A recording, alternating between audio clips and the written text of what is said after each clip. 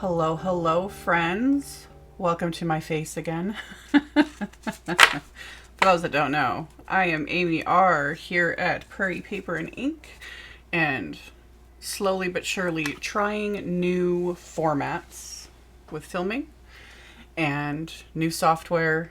Talked about this in a recent video that I am working my way towards doing live streams. This is not live, pre-recorded.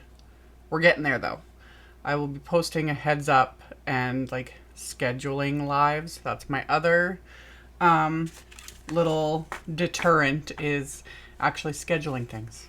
Doesn't work very well, but I thought I would just kind of come on. I'm really excited.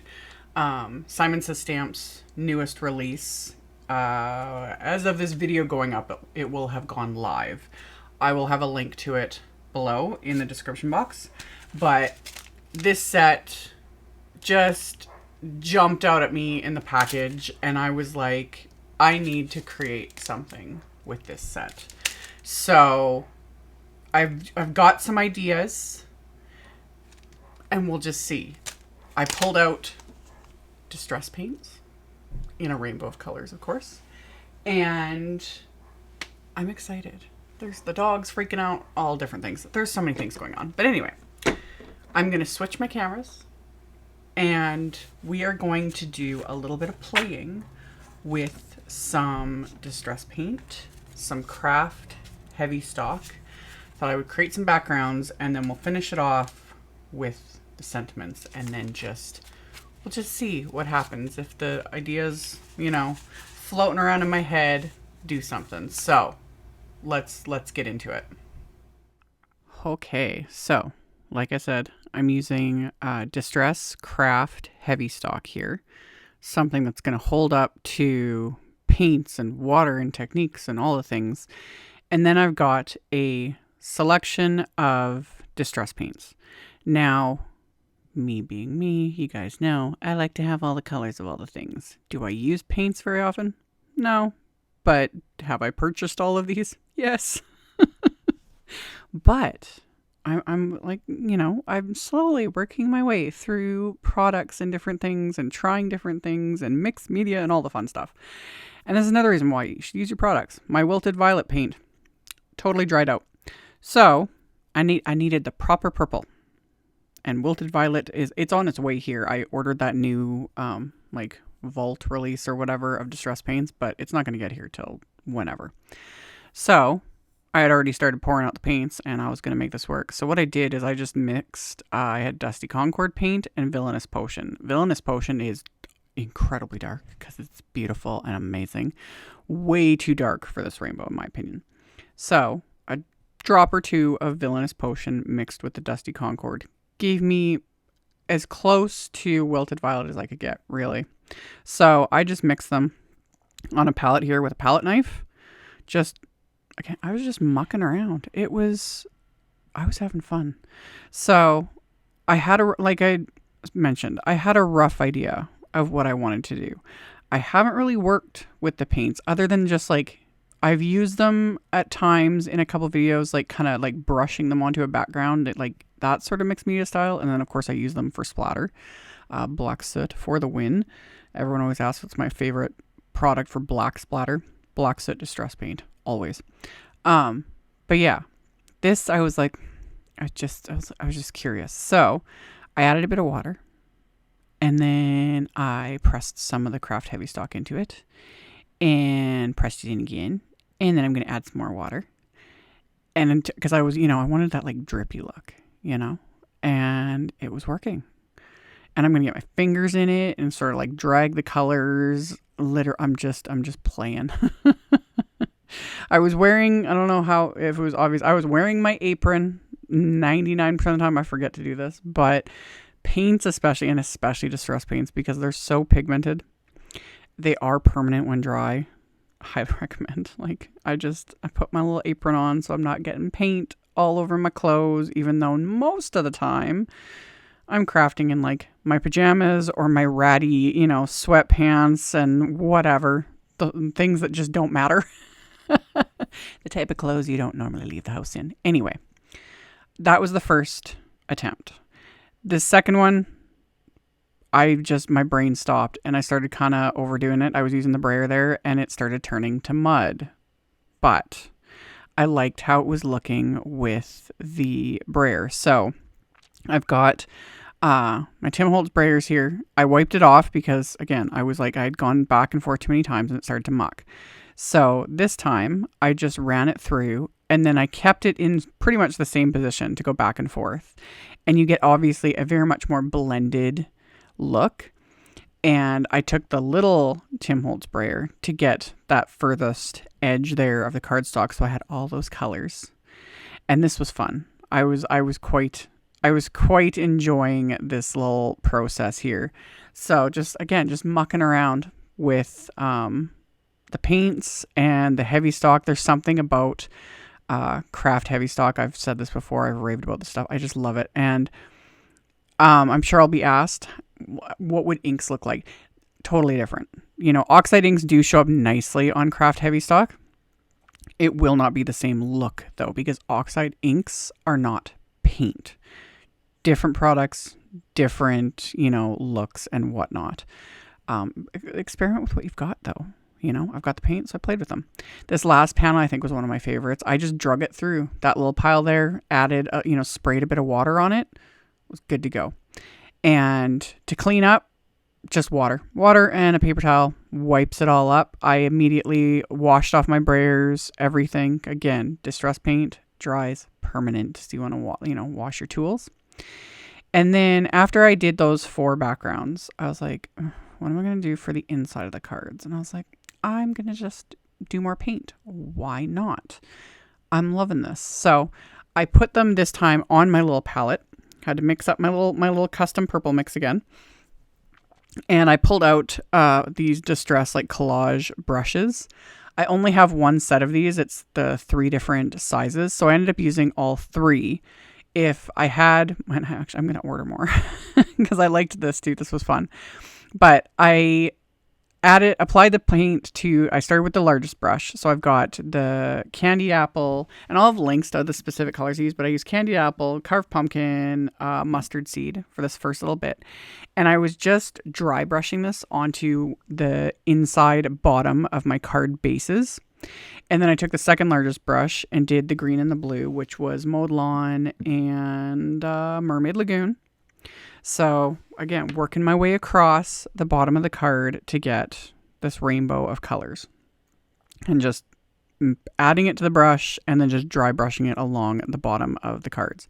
And then the final little bit was with the smallest brush, and that's my mix, but I would say Wilted Violet and Picked Raspberry. And again, if I had more of these brushes, I just would have used 2, if not 3 of just the largest ones. It would just been faster and easier, but this worked too. And same thing, when I'm done, I immediately washed out these brushes and they're good to go. But before I get to that, after I did just the insides of these cards, I still had a fair bit of paint here, and it's not all mixed up. It's not gone muddy yet. And I was like, I'm not going to let this go to waste. So I grabbed just a couple of card fronts and did the same thing, but just across the entire card fronts and used up this paint. So I've got a fun little dry brush rainbow on 2 card fronts. And originally I wasn't sure what I was going to do with these. I just added the color and I was like, oh, these are cute. I can either make more cards later. I was thinking about maybe die cutting them. In the end, I'm actually going to, I'm going to make these into bookmarks is what I'm going to do. Cause I was like, just in the zone, mucking around, having fun. So used up all the paint on my little palette, made a ton of backgrounds, washed everything off, set everything aside. Everything is dry at this point. Those 2 backgrounds I did in the craft heavy stock that I sprayed with water were super warped. Not the end of the world. Like Tim Holtz always says, paper has no memory, and it doesn't. You can just kind of bend it back or adhere it. But I want to add splatter. I wanted to, adhere other things on top of these. One of the easiest ways to flatten, I've shown this before, just use my Mink machine. A laminator works too. Or another option is to sandwich your background between copy paper and run it through your die cut machine, with the plates, just no dies. That'll also work. I just use the carrier sheet, and then I have a folded piece of parchment. Just it's just been habit. And yeah, run it through my Mink and it flattened those backgrounds out perfectly. The only time I wouldn't use a Mink or a laminator is if you've heat embossed a background on top of that or something. Anything with heat embossing, don't run it through your laminator. The heat will remelt the embossing powder and just smush it into everything. It just becomes a mess. So added white splatter, of course, to all of the backgrounds with my white gouache and my fan brush. And then let those dry. Now I'm going to use the Extra Proud stamp set that I showed at the beginning. So it's got a big scrap here of black cardstock. And I used my anti-static powder tool all over it. And then I just picked up this You Are Loved stamp and I put it on an acrylic block and stamped it multiple times all over this cardstock with clear embossing ink. I stamped it more than I'd need because, and I was right, thankfully, one of them didn't turn out. So that was my little extra insurance. So coated everything with detail white embossing powder. Then I'm going to melt this with my heat tool.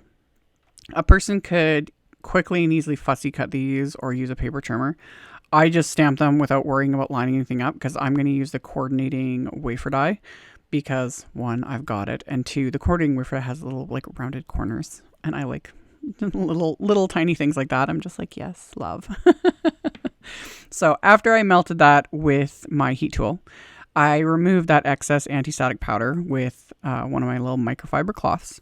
And then I just trimmed all these apart real quick to make it easier to die cut. And this is where having, one of those little mini die cut machines, my Empress Mini, anything like that, makes life fast and easy when you're doing multiple die cuts when you only have one wafer die. So I just would tape the wafer die in place, run it through, tape it, run it through. So I die cut all of that. And then I also pulled out, these are some oldie but goodie wafer dies from Simon. I pulled out the Nested Hearts wafer die set and the Mini Hearts Party wafer die set. And I die cut some matte gold cardstock and some of Simon's Luxe glitter that I have been hoarding, especially this gold one because I love it. But I die cut it. So I did a whole bunch of die cutting. So I'm going to have a whole bunch of hearts to add to these. And then on the insides of the cards, I pulled out my Mini Misty and I inked up another sentiment from the Extra Proud set. And I'm stamping that with VersaFine Clair Nocturne ink onto the insides of all of the cards. So now they're stamped. They've got the rainbow paint on them. And for my card fronts, they were, dried and splattered and everything else. So now I'm going to trim these down to smaller than the A2 card bases.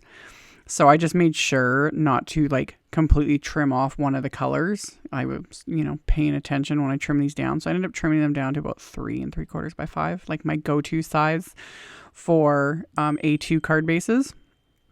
And then after I've got everything ready, it's now time to start assembling. So I've got all my fabulous die cut gold hearts that I kind of sprinkled throughout the card front and then the sentiment. And then all of these, with the exception of the tiniest heart, I popped up with little foam squares. Just again, gives it dimension. Dimension is life, as Laura Basson, well, she sings it. I'm not going to. But every time I say it, it's in the back of my mind every single time is her singing Dimension is Life. Love it. So anyway, adhered all of these and just repeated the process. So I'm only going to show one, but same with all of the card fronts. I just mixed up where I put the hearts and where I put the sentiment, just cause. So popped everything into place with foam squares and a little bit of craft tacky glue. And then I'd also cut down panels of black cardstock to slightly larger than these rainbow backgrounds just to mat it, give it that little finishing touch. So I adhered those together with craft tacky glue. And once I had all of the card fronts adhered to those bases, I'm also going to adhere, because I have tons of them, obviously. And all the leftovers, I've mentioned this before, all of the leftover little heart die cuts, I just put back in the packaging with the wafer die. So every time I pull these out, I just have a plethora of embellishments, all different colors, cardstocks. I've got the gold ones, the glitter ones, red ones, pink ones, everything. And it's perfect. So I used a bunch of them though on the insides of the cards as well. These just adhering into place with craft tacky glue. So went through and did this to all 4 of the card bases, just picking them up with my little embellishment wand, putting down a tiny little bit of glue. This craft tacky glue I have in one of the little Gina K precision bottles, and I'll have a link to that with the supplies like always. I'm really liking it. Like, craft tacky glue is thicker than like Gina K's glue. There's Gina K glue that's really good. Honeybee's glue is really good. Lawn Fawn, Studio Caudia. All those glues I've used, loved. They're all great. I've just been using craft tacky for years. And that's what I've been sticking with. And I like the thicker glue. It just, you get used to it and it's just like your thing. And then other glues I've tried, I'm like, they're not as thick. It's not the same. I can't do it. So anyway, it's working though in the precision bottle. So finish the cards. Now the bookmarks.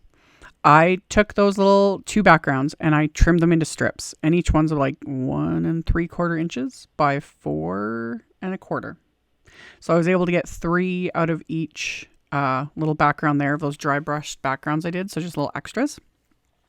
And then I took other white cardstock, cut it to the same size, and stamped that same sentiment on the back with the Nocturne ink. And then added those little heart die cuts. Those I adhered just flat. So I got everything adhered. So they're, 2 layers of cardstock, hearts, all the fun things. And then I pulled out a couple of oldie but goodie tools. These are the We Are Makers now. That's what they call themselves. Originally, We Are Memory Keepers. This is the corner rounder tool. I think they call it I forget. I'll have a link to it anyway. I have had this for a decade, maybe longer. These are hefty tools. Like, they will cut through chipboard, leather, everything. I will never get rid of them. I, pull them out once in a blue moon, but worth it. So I corner rounded all of those with the first one. And then this one is like the eyelet setting tool. I haven't used an eyelet in like over a decade, I'm sure. But same thing. I'm not getting rid of this tool. It always comes in handy because it will punch through chipboard. I punched the hole through the first bookmark, and then I just stacked all these. So this is like 10 layers of cardstock. Punches through like butter. Love it. These tools I'll just never get rid of. You never know when you need to like add another hole to a belt or something. Something really random. And it's like, I have the tool for that. So anyway, added the rounded corners, punched the holes. So now they're little bookmarks. And then I'm going to add baker's twine. I'm going to link to the Doodlebug baker's twine. I'm so glad Simon's starting to carry this again. Doodlebug's baker's twine is my favorite, or doodle twine. My absolute favorite. It's perfect for cards and everything. I don't know. There's something about the doodle twine that is just, it is chef's kiss perfection. This stuff, this big roll, I think it's MERMAID. I'm not a fan of. It's much chunkier. It's a lot thicker and chunkier. That's why I don't use it on my cards very often, because it just annoys me. But it was great for the bookmarks, and I used a bit. I've got this roll of like 1,000,000 miles of baker's twine. It's going to take me a few years to use it up. But I added the baker's twine to the bookmarks, trimmed off the edges, and that finished off. So all my little mucking around, I got 4 cards and 6 bookmarks out of it. I had a blast, and I managed not to ruin my nice favorite cardigan. So life is great. As always, I will have a link below the video to my blog post. I will have a supply list, and I will link to all the supplies I used along with the new release. You can check that out below if you are interested. And of course, thank you all so very much for taking the time to watch my videos, for thumbs upping, commenting, letting the robot overlords know you're enjoying my content.